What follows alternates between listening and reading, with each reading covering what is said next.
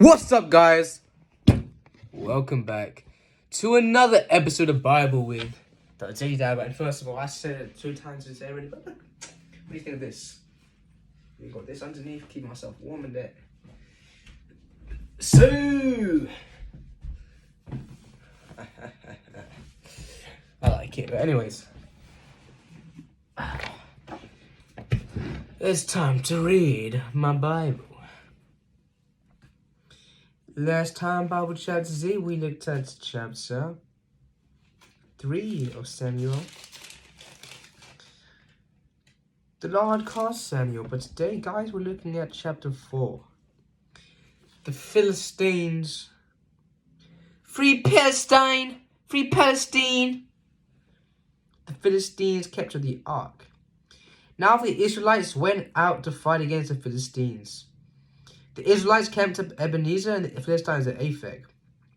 The Philistines deployed their forces to meet Israel.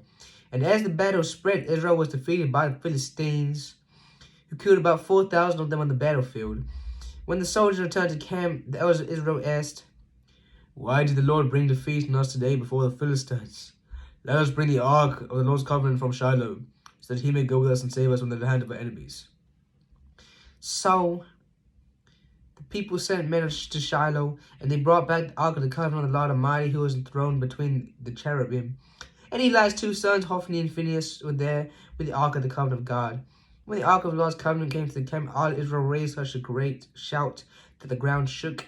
Hearing the uproar, the Philistines asked, "Why all this shouting in the Hebrew camp?" When they learned that the ark of the Lord had come to the camp, the Philistines were afraid. "A God has come into the camp," they said. "Oh no! Nothing like this has happened before. We're doomed! Who will deliver us from the hands of the mighty gods? They are the gods who struck the Egyptians with all kinds of plagues in the wilderness. Be strong, Philistines.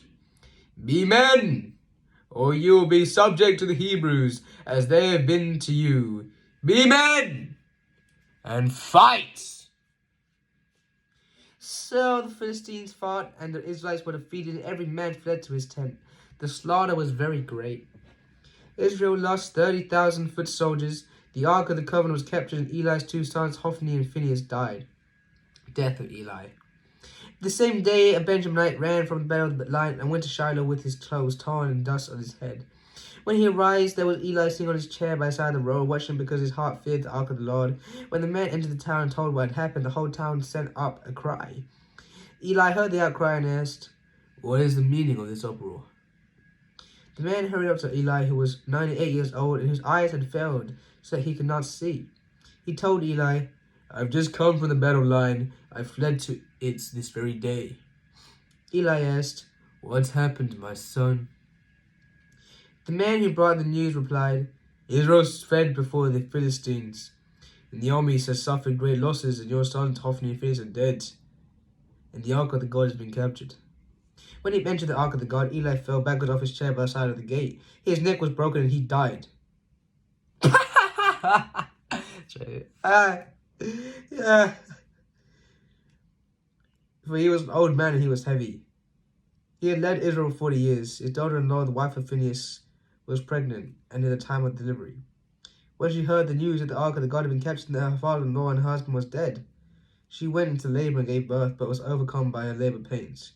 As she was dying, the women attending her said, "Don't despair, you have given birth to a son." But she did not respond or pay any attention. She named the boy Ichabod, saying, "The glory has departed from Israel." Because of the capture of the ark of the God and the death of her father-in-law and her husband, she said, "The glory has departed from Israel, for the ark of the Lord has been captured." Well, guys, that's the end. Thank you all for listening. It's been a pleasure. I am the Daily Dabber, and this is